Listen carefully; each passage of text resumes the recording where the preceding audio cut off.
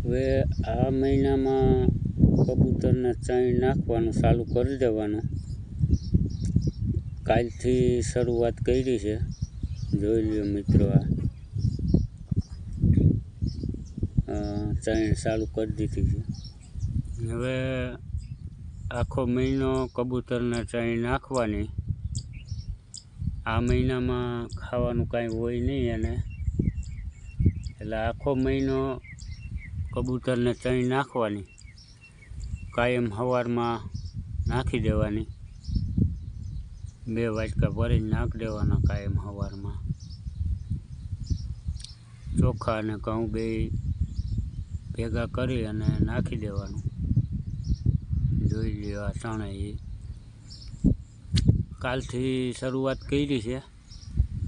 કાલ 2-3 આવ્યા હતા, આજ 8-10 છે, 9-10 આવ્યા છે। અને ધીરે ધીરે કાયમ વધતા જશે। હવે દી પછી દી કાયમ વધતા જશે।